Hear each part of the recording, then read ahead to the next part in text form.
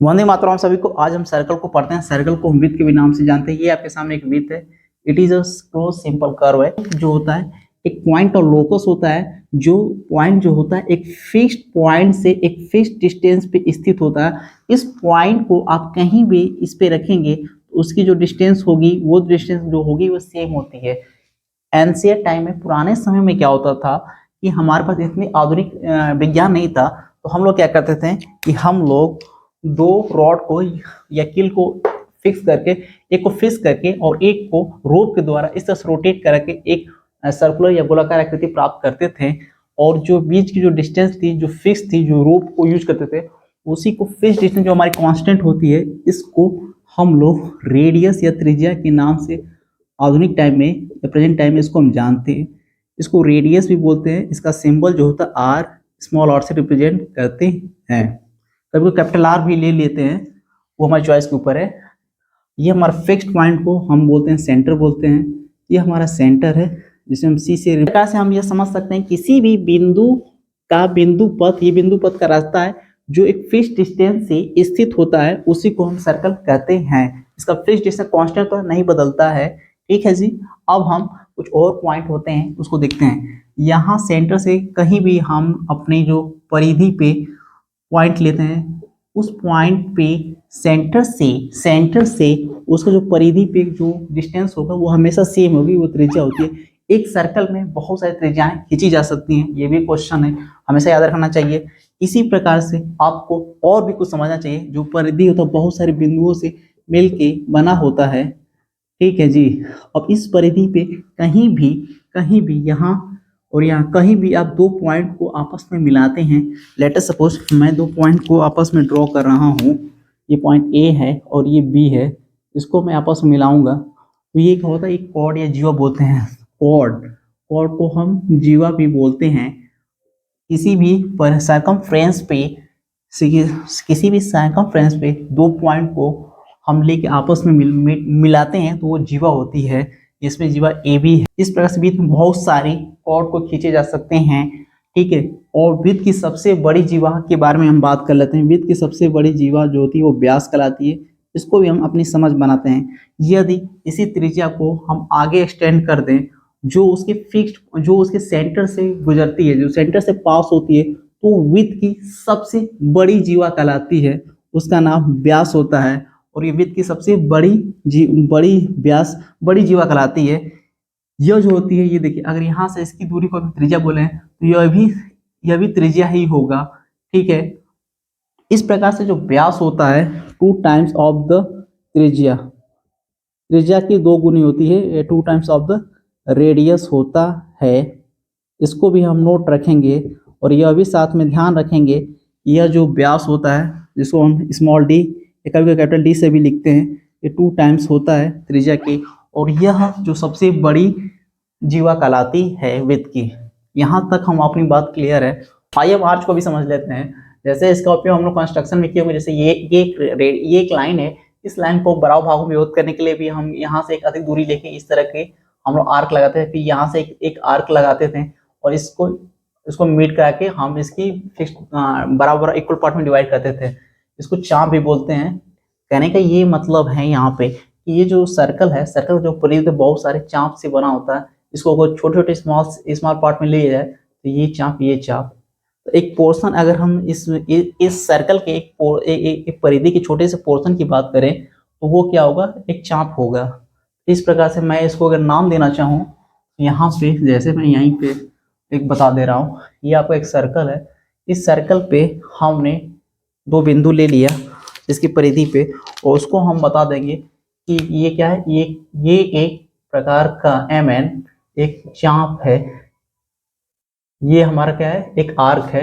इसको इस प्रकार से आप समझ सकते हैं, MN एक आर्क। इस प्रकार से मिनिमम इन्फिनिटी पॉइंट, इन्फिनिटी क्या हो सकते हैं, इन्फिनिटी आर्क ड्रॉ किए जा सकते हैं। ठीक है। जैसे कि ये हुआ PQ। त्रिज्यखंड को भी समझ लें। त्रिज्यखंड होता क्या है, ये देखिए, मेजर सेक्टर या माइनर सेक्टर, ये लघु त्रिज्यखंड है, ये दीर्घ त्रिज्यखंड है।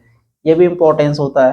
अब आपको ये भी समझ लेना चाहिए कि त्रिज्यखंड जो होता है ये चाप होता है, ये चाप है, ये आर्क है और ये रेडियाई है, ये रेडियाई है, पेयर ऑफ रेडियाई है, ठीक है।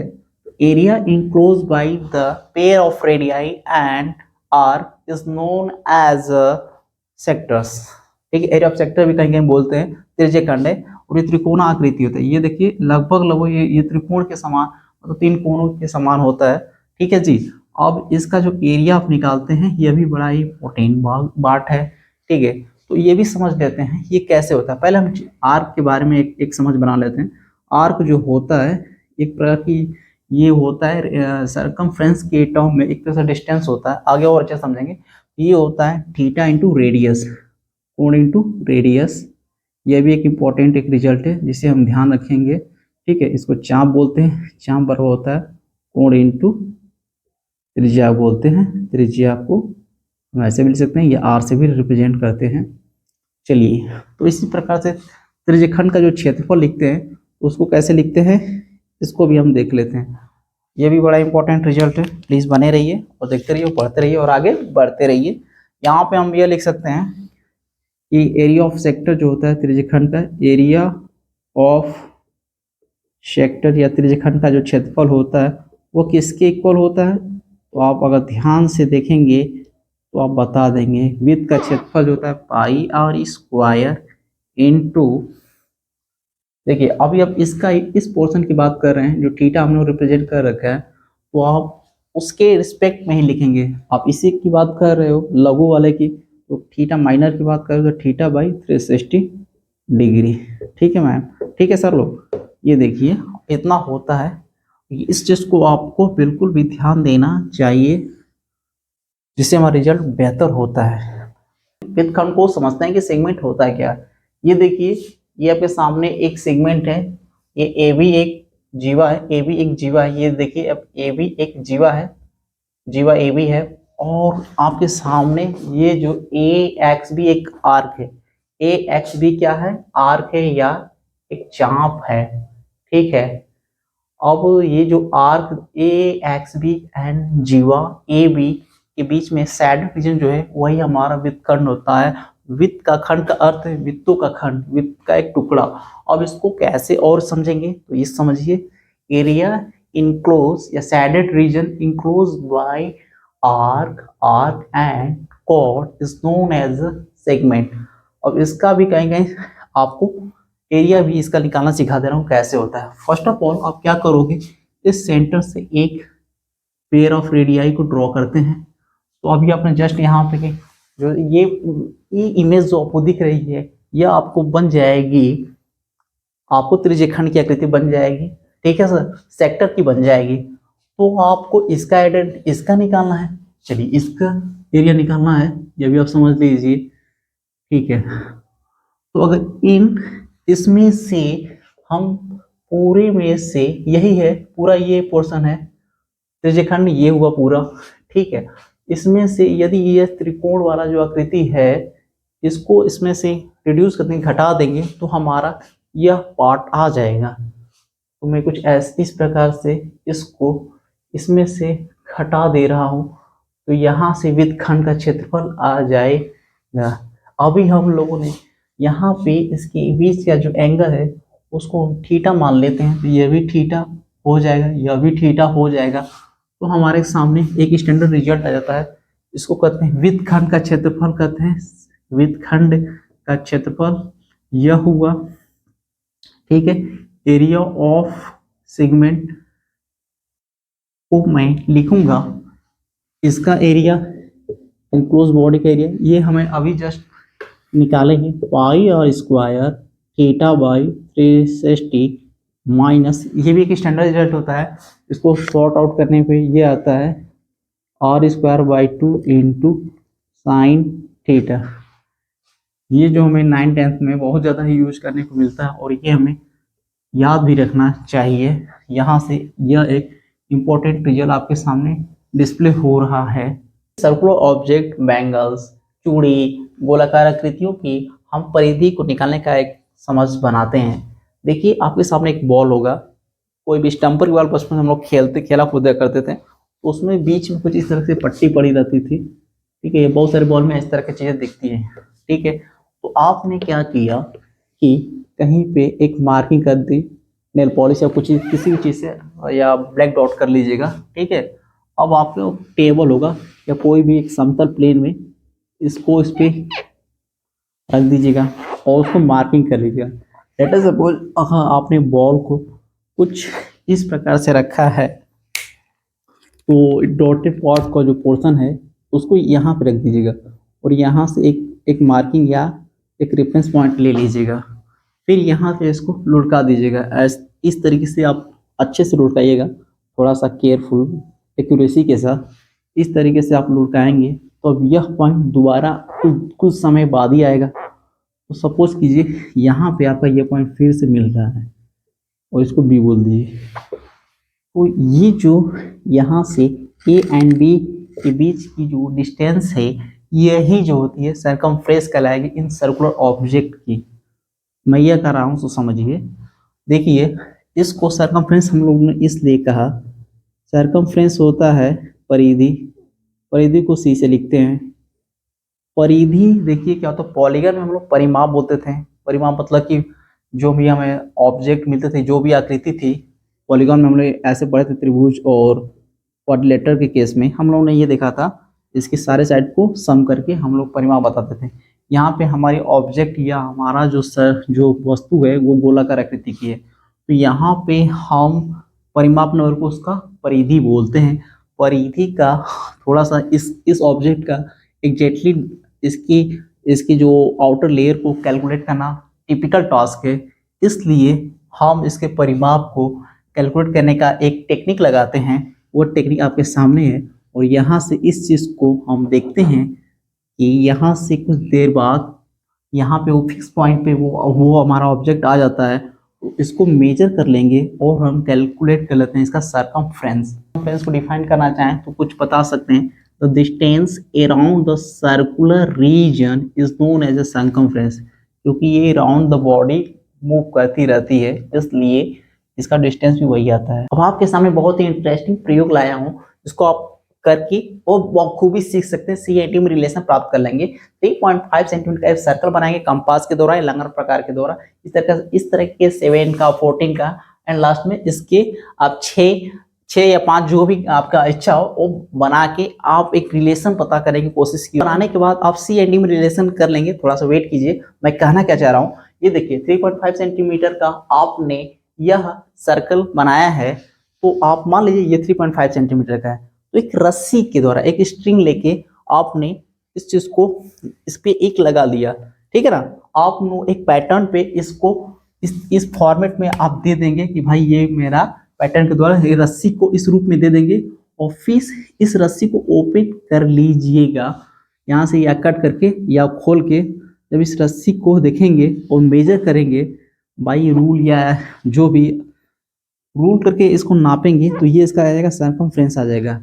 अब सर्कमफ्रेंस नापने के बाद कुछ इंटरेस्टिंग फैक्ट आता है कि इसका सर्कमफ्रेंस आता है C बराबर 22 सेंटीमीटर, ये आ जाएगा 44 सेंटीमीटर, ये इसके रिलेटेड है, ठीक है। और इसका आ जाएगा 88 सेंटीमीटर, इसका आ जाएगा 176 सेंटीमीटर एंड इसका आ जाएगा 352 सेंटीमीटर, फाइनली इसका आ जाएगा 704 सेंटीमीटर। अब आप ये देख रहे हैं कि जो C है D से ज़्यादा है। हर जगह C का वैल्यू है जो सर्कमफ्रेंसेस है वह क्या है, D से ज़्यादा है। अब यहाँ से C/D की वैल्यू भी निकाल सकते हैं। चलिए मैं C/D की एक वैल्यू निकाल दे रहा हूँ। C/D की वैल्यू मैं देख रहा हूँ पहले केस के लिए मैं C एंड D निकाल रहा हूँ, ठीक है। ये छोटे वाले के लिए C है यहाँ पे 22 एंड D है, D आया है ये देखिए आप 7 है, 22/7।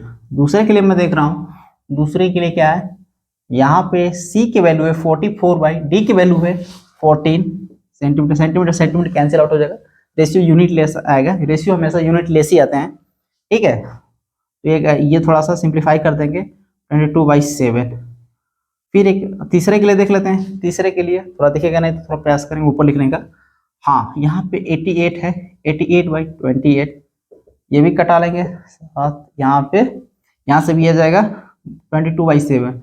फाइनली हम सबका देखेंगे तो रिजल्ट कितना आएगा इसका, C/D का 22/7। ये जो रिजल्ट आया है यह बहुत ही शानदार और बहुत ही इंटरेस्टिंग रिजल्ट आया है। यहाँ से C/D जो 22/7 आता है, इसको महान इंडियन साइंटिस्ट ने बताया था, बहुत ही विद्वान थे, आर्यभट्ट जिनका नाम है, उन्होंने इसकी वैल्यू को बताया था, ठीक है। और उन्होंने इस रेशियो को कहा था कि जो पाई की वैल्यू होती है C/D, C is the circumference, D is the diameter, कहीं स्मॉल d भी लिख लेते हैं। तो आप देख रहे हैं pi is equal to C/D होता है, जो हाँ आज हम बहुत बार यूज करते हैं, आगे भी यूज करके और करते ही रहेंगे। जो पाई पाई की इंटरेस्टिंग वैल्यू भी काफी हद तक बता, फिर इस वैल्यू को मिलियन टाइम्स, मिलियन पॉइंट तक बताने वाला जो बताने वाले हैं रामानुजम जी, वो भी इंडियन थे। तो कहने का ये मतलब है कि जो इंटरेस्टिंग वैल्यू आ रही है पाई की, वो काफी खतरनाक आती है, 3.1416 इस प्रकार से आती है। हम लोग ज़्यादातर कैलकुलेशन को इजी करने के लिए इतना ही लेते हैं। अगर आप 22/7 को डिवीजन करेंगे तो यह भी इतने के ही इक्वल आएगा, आगे जाएगा, लेकिन हम इतना ही लेते हैं या 22/7 लेते हैं। तो ये एक रिजल्ट आया है, बहुत ही शानदार रिजल्ट है। अगर हम इसको और अच्छे से लिखना चाहें तो और एक इंटरेस्टिंग रिजल्ट आएगा, जिसको बहुत बार यूज करते आ रहे हैं, तो आज ही हम उसको भी देख लेते हैं। एक तेरी क्रॉस मल्टीप्लीकेशन करके आगे का स्टेप जो आएगा वो क्या आएगा, C is equal to pi D आएगा। यहां से करिए तो हमने ये प्राप्त किया, C is equal to pi D. अब आपको पता है कि D बराबर होता है 2 इंटू आर, तो फाइनली इसको वैल्यू को D की जगह रख देंगे तो आ जाएगा 2πr। यह भी बहुत ही ज्यादा इंपॉर्टेंट रिजल्ट है। एरिया ऑफ सर्कल को कैलकुलेट करेंगे। ये आप सामने एक सर्कल है, अब इस सर्कल को मैं 8 पार्ट में कट करूंगा। उसका एक रीजन है, जब मैं इसको 8 पार्ट में कट करता हूं तो कुछ इंटरेस्टिंग फैक्ट आते हैं, ठीक है जी। ये देखिए, इसको मैंने 8 पार्ट में कट कर दिया, 1 2 3 4 5 6 7 8। अब इन 8 पार्ट में प्रॉपर तरीके से अरेंज करता हूं। चलिए कर लेते हैं। ये पहला पार्ट है, ये दूसरा पार्ट है, यह तीसरा पार्ट है और यह है चौथा पार्ट, ठीक है। थोड़ा सा कोऑपरेट कीजिएगा। अब 3D तो मैं दिखा नहीं सकता, बट इतना कर रहा हूँ थोड़ा सा। ये हुआ पहला, दूसरा, तीसरा, ये चौथा।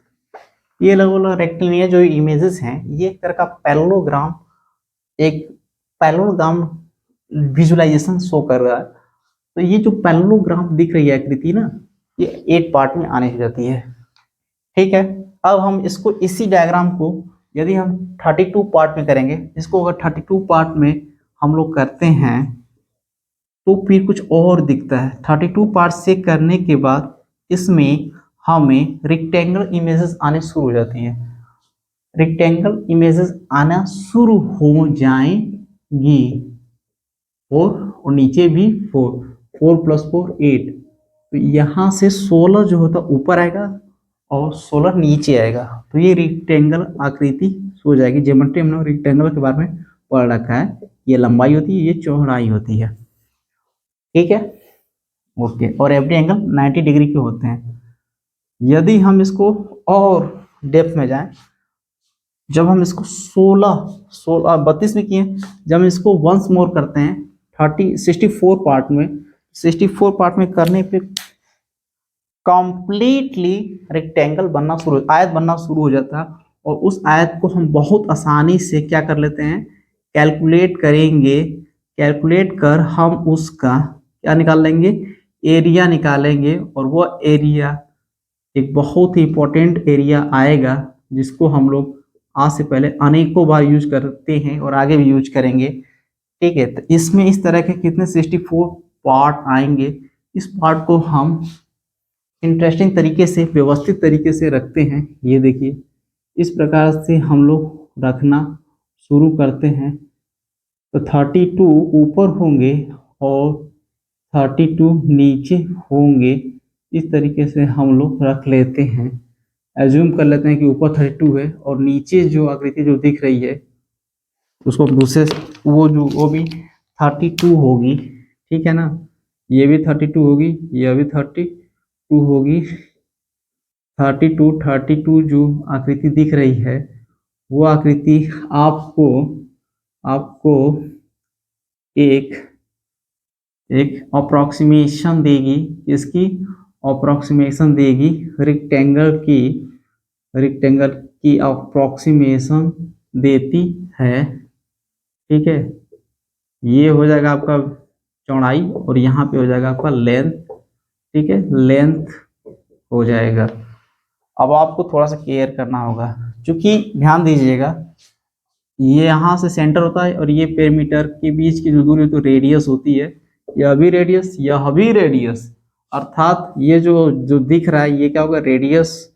ये जो चीजें होगी यहाँ से क्या होगा, रेडियस ही होगा, अर्थात जो चौड़ाई होगी इसकी रेडियस के इक्वल होगी। इस चीज को आपको ध्यान देना होगा।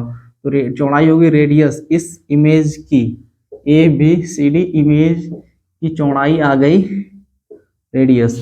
अब आपको देखना होगा कि देखो भैया इसको आधा हो गया ना, यहाँ से ये आधा हो गया, आधा ऊपर शिफ्ट कर लिया, ठीक है ना। ये आधा आधा दो पार्ट में सेमी सर्कल बन गया आधा।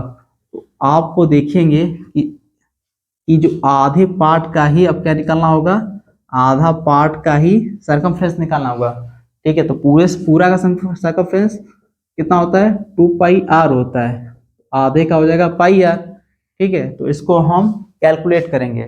हम यह भी अब तक सीख चुके हैं कि आयत का क्षेत्रफल कितना होता है। आयत का क्षेत्रफल होता है हमारा लंबाई गुणे चौड़ाई, length into width. Length into width हम लोग अब तक सुने, ब्रेथ होता ही है लंबाई गुणे चौड़ाई, ठीक है। अब यहाँ पे L जो है वो होता है 2πr/2, B है R।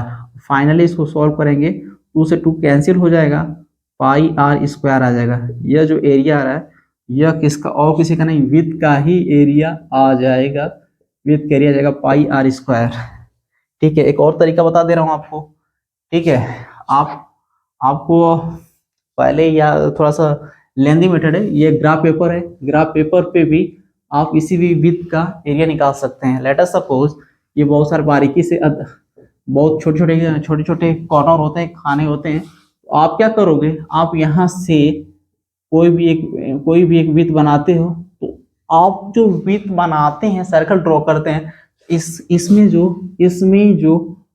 भी छोटे छोटे खाने आपको दिख रहे हैं, उन खानों का इस साइडेड रीजन का एरिया लेंगे। अब ये जो लाइन पट्टी पे है तो थोड़ा सा अप्रोक्सीमेशन करके जो छोटे छोटे पार्ट होंगे उसको भी करेंगे तो इतने के इक्वल होता है। तो ये हुआ एक वो तरीका, एक समझने का तरीका, ग्राफ प्रयोग करते हैं, और ये फॉर्मूला से निकालने का तरीका हुआ। उसमें आप क्या करेंगे, एक डायग्राम इस पे बना के अब इसके कॉर्नर को, स्क्वायर को गिनते हैं, जैसे 1 2 3 4 5, इसके अंदर का गिनेंगे, पूरा गिन लेंगे तो क्या आएगा, एरिया आएगा। बस इस लाइन पे बस गिनेंगे, पर सर्कमफ्रेंस को भी पढ़े हैं कि जो होता है the distance around the circular reason, उसका आएगा पेरीमीटर आएगा। तो इसका निकालेंगे तो पेरीमीटर आएगा ग्राफ पेपर पर, लेकिन इसके अंदर का पार्ट को गिनेंगे तो क्या आएगा, एरिया आएगा। यहाँ से आप ये भी चीज नोटिस कर सकते हैं। अब क्वेश्चन दोनों पे कर लेते हैं, सर्कमफ्रेंस और एरिया पे, ठीक है। एक छोटा सा क्वेश्चन यही से कर लेते हैं, जैसे कि ये देखिए आपके सामने एक रेडियस दे रखा है 7 सेंटीमीटर का। अब इसका पूछ रहा है, आपको बताना है कि इसका पेरीमीटर कितना है। अब इसका पेरीमीटर और एरिया पूछ रहा है कि बताइए इसका कितना है। पाई को हमेशा 22, इसमें 22/7 लीजिएगा। चलिए एक औरली और इंटरेस्टिंग क्वेश्चन कर लेते हैं यहीं पे। चलिए तो हम यहाँ सी होता है हमारा सर्कमफ्रेंस, पी नहीं पूछेगा, सर्कमफ्रेंस पूछेगा, क्योंकि गोलाकार आकृति में सर्कुलर रीजन में हमेशा सर्कमफ्रेंस निकालते हैं। तो 2πr और कोई पेरीमीटर करा तो उसका सेंस हमें सर्कमफ्रेंस से ही लगाना है, ठीक है सर, ठीक है। आप लोग यहाँ पे आप वैल्यू को रख दीजिए 2, पाई का मान 22/7 है और यहाँ पे 7 सेंटीमीटर में है। तो ये डायमेंशन किस में आएगा, सेंटीमीटर में आएगा। ये कट जाएगा तो ये आएगा 44 सेंटीमीटर। अब एरिया भी निकाल लेते हैं। एरिया बड़ा आसान होता है।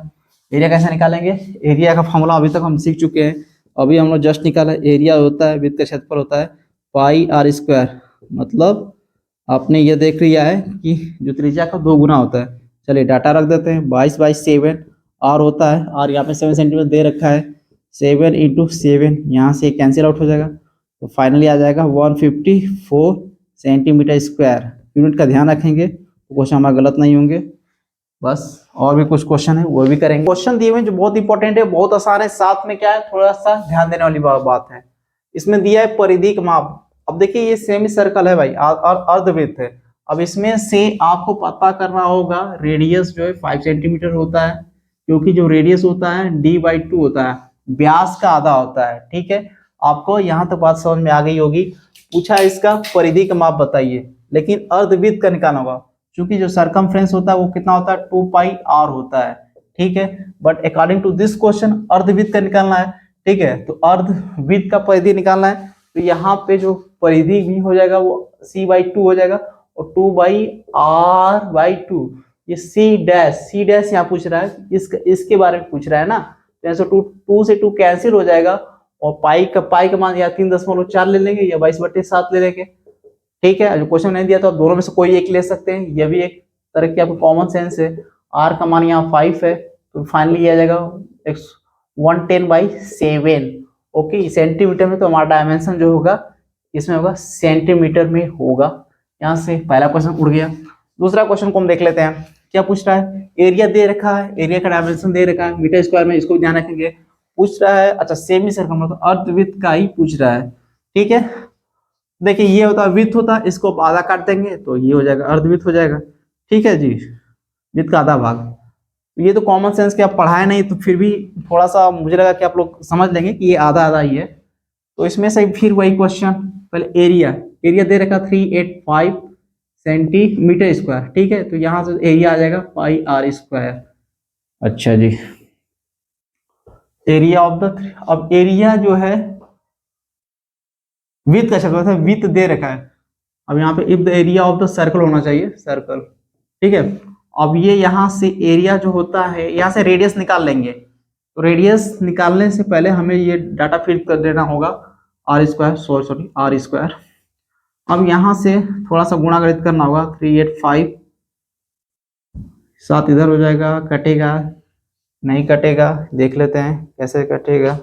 ओके 7 इधर भेज देते हैं, 73850, ये होगा 11/2, ये कटेगा कि नहीं, हाँ ये भी कट जाएगा, मतलब 11 3 से जाएगा 5, और अगर 10 यहाँ रख दे तो 2 5 10।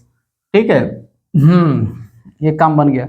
7 इसको भी ब्रेक कर देते हैं, 7 to 5 × 5, यहाँ से r स्क्वायर, यहाँ से r की वैल्यू आ जाएगी, r की वैल्यू कम्स आउट हो जाएगी 7 × 5, यहाँ से वैल्यू हो जाएगी 35। अब पूछा है अर्धवृत्त का परिधि पूछा अर्धवृत्त का। चलिए c डैश पूछा इसने भी, तो 2πr पूरे का होता है /2 कर देंगे, तो यहाँ से आ जाएगा पाई की जगह होता है 22/7, r का मान कितना है 35, 7 5 से कट जाएगा, ये हो जाएगा 110 मीटर में आएगा, ये भी मीटर में होगा। तो यहाँ से जो अर्धवृत्त का परिमाप निकल गया है 110 मीटर। आगे में और अच्छे क्वेश्चन आएंगे, बने ये पढ़ते रहिए।